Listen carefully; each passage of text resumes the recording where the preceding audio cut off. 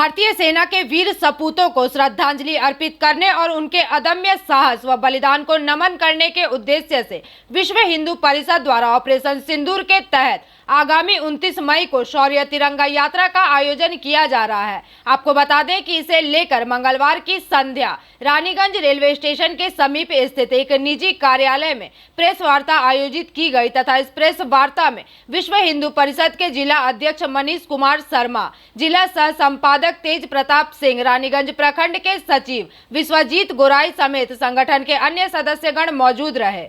এটাই বলার আছে যে বিশ্ব হিন্দু পরিষদ আসানসোল জেলার পক্ষ থেকে একটা বাইক র্যালির আয়োজন করা হয়েছে অপারেশন সিঁদুর সফলতার জন্য। যেভাবে ভারতীয় সেনারা পাকিস্তানে ঢুকে জঙ্গি ঘাঁটিকে গুড়িয়ে দিয়েছে, তো তার জন্য আমরা যেটা আসানসোল জেলা থেকে বিশ্ব হিন্দু পরিষদ বরাকর থেকে দুর্গাপুর অবধি র্যালি হচ্ছে।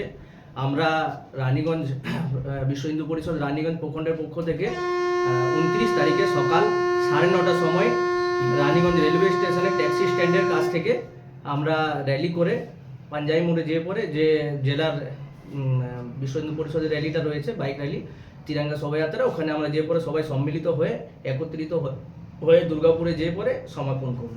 আর সমগ্র রানীগঞ্জবাসীকে এটাই আবেদন যে এই তিরঙ্গা শোভাযাত্রায় এসে পড়ে যেন সবাই সামিল হয়।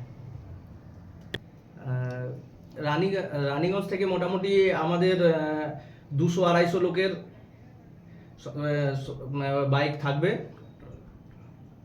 আর পুরো বরাকর থেকে যে দুর্গাপুর অবধি শোভাযাত্রা থাকবে, ওখানে মোটামুটি আমাদের সম্ভবত 1000 বাইকের আমরা অনুমান করে চলেছি। 1000 থেকে 1200 लोग থাকবে ওই শোভাযাত্রা। की विशेष तैयारी? हम लोग के जिला अध्यक्ष मनीष शर्मा जी ने बताया आपको पूरे डिटेल में जो है कि हम लोग का 29 तारीख को प्रोग्राम क्या होगा। हम आपको संक्षिप्त रूप में पूरा रूट में बता देते हैं कि कहाँ से रैली शुरू होगा और कहाँ समापन होगा और कहाँ स्टे होगा। हम आपको पूरा डिटेल बता देते हैं। लगभग 8 बजे बराकर से जो है हम लोग का जो बराकर प्रखंड है उन लोग के उद्यापन में जो लोग के नेतृत्व में जो है 8 बजे वहाँ से रैली शुरू होगी शौर्य तिरंगा यात्रा। और कुल्टी नियामतपुर होते हुए और आसनसोल बाजार होते हुए हम लोग काली पहाड़ी मोड़ तक आएंगे। वहाँ तक पूरा हम लोग बाज़ार एंगेज हो जाएगा, पूरा बाज़ार को हम लोग कवर कर लेंगे। और आसनसोल में या तो गिरजा मोड़ या तो फिर दुर्गा मंदिर, ये दोनों में से कहीं एक जगह हॉल्ट होगा हम लोग का। वहाँ थोड़ा सा चाय पानी का व्यवस्था है, वहाँ हम लोग रहेंगे, रुकेंगे। उसके बाद फिर काली पहाड़ी से हम लोग का पूरा हाईवे का रूट है। काली पहाड़ी से हम लोग जब निकलेंगे तो जमुरिया प्रखंड जो है हम लोग को ज्वाइन करेगा वहाँ निघा में जो है। निघा में फिर हम लोग जमुरिया प्रखंड ज्वाइन करने के बाद हम लोग सीधा हाईवे होते हुए हम लोग पंजाबी मोड़ ब्रिज के नीचे हम लोग हॉल्ट करेंगे। और जैसा कि हम लोग का रानीगंज विश्व हिंदू परिषद प्रखंड का संपादक विश्वजीत गोराई बता रहा था अभी, रानीगंज का रैली वहाँ पर हम लोग के साथ में शामिल हो जाएगा जो है। और वहाँ से शामिल होने के बाद फिर जब रैली निकलेगी तो अंडाल ब्रिज के नीचे जो है, जैसा मनीष भैया ने बताया अभी हम लोगों को, वहाँ हॉल्ट होगा। और वहाँ से अंडाल के कुछ कार्यकर्ता जो है हम लोग के साथ शामिल होते हुए भिरंगी ब्रिज के नीचे से हम लोग बाएं तरफ घूमेंगे और 5 माथा मोड़ पर जा कर के ये पूरा शौर्य तिरंगा यात्रा का समापन होगा। वहाँ कुछ लोग हैं हम लोग के जो अधिकारीगण हैं वो लोग वक्तव्य अपना रखेंगे।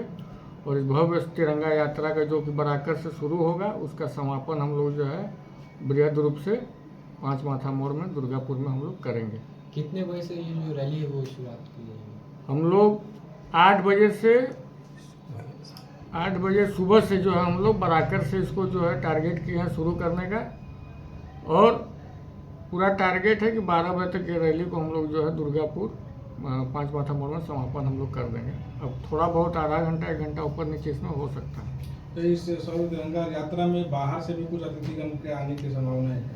बाहर से कोई नहीं आ पाएगा क्योंकि हम लोग का जैसे बहुत सारा बजरंग दल और विश्व हिंदू परिषद का वर्क भी चल रहा है अभी। और हम लोग का आह्वान है, हम लोगों ने संपर्क भी किया अपने प्रांतीय अधिकारियों से, क्षेत्रीय अधिकारियों से, लेकिन संभावना कम है। लेकिन हम लोग जिला दिन तक रुकने के बाद में 7 मई को जो हमारे देश में जो ऑपरेशन सिंदूर जो लॉन्च किया गया और ये कंटिन्यूअस 3 दिन तक आप सबको मालूम है 3 दिन में ही पाकिस्तान के धज्जियाँ उड़ा दी गई हैं। वहाँ पर 11 एयरपोर्ट्स ध्वस्त कर दिए गए और 9 के तकरीबन जो आतंकवादी अड्डे हैं उनको पूरा नष्ट कर दिया गया। और ये स्ट्राइक्स इतनी प्रिसीजस, इतनी सूक्ष्म रूप से थी कि जहां पर भारतीय सेना ने चिन्हित किया है, यहाँ तक कि कोई कन्फाइंड एरिया किसी कैंप में अगर एक पर्टिकुलर एक बिल्डिंग पे ही अगर बम गिराना है, मिसाइल अटैक करना है, तो उस पर्टिकुलर कैंपस में उसी जगह उसी बिंदु पे ही वो स्ट्राइक हुई है। और तकरीबन जैसा सोर्सेस हमें पता चला माध्यम से, तो 100 से भी ज़्यादा टेररिस्ट इस हमले में ख़त्म हुए और काफ़ी ज़्यादा उनको क्षति भी हुई है। चाहे आप F-16 उनका एयरक्राफ्ट ले लें जिन पे उनको फक्र है, JF-17 एयरक्राफ्ट ले लें जो चाइना से लेके वो अपने ऊपर फक्र कर रहे हैं, चाहे उनका एवॉच जो सर्विलेंस सिस्टम जो एयरप्लेन है, उसको भारत ने आज पहली बार 314 किलोमीटर इनसाइड पाकिस्तान जाकर यहाँ भारत के अंदर से ही हमारे जो S-400 डिफेंस सिस्टम है, air to surface missile use करके उसको ख़त्म कर दिया। तो ये भारत एक नया भारत के रूप में उभरा है। तो ये शौर्य और ये जो हमें उत्साह जो है, ये कहीं भी हम लोग कितने भी रूप से मनाए, ये कहीं भी हमें माने कमी ही दिखती कि और कितना भी हम लोग मनाते रहे। आपसे ऐसा जानते हैं कि उनका जो सरगोड़ा एयरबेस और उनका ये जो नूर खान एयरबेस है, जो अमेरिका ने उनके एटॉमिक एनर्जी और F-16 के रखरखाव के लिए पर्सनल अपने एफर्ट से उसको डेवलप किया था और जिस पे उनको नाज था कि वो उनके जो HQ-9 SAM डिफेंस सिस्टम जो उन्होंने चाइना से इंपोर्ट किया है, वो उसके द्वारा पूरा सुरक्षित है। लेकिन यह ना ही तो इंडियन सेना ने HQ-9 SAM डिफेंस सिस्टम को ख़त्म कर दिया, बल्कि जो अमेरिकन और चाइनीज़ उनके सिस्टम को भी पूरा नकार दिया है। ये भारत एक बहुत ही अविस्मरणीय, एक अतुलनीय भारत है। इसे हम विश्व हिंदू परिषद आसन रानीगंज से सम्राट दास की रिपोर्ट, PVTV न्यूज।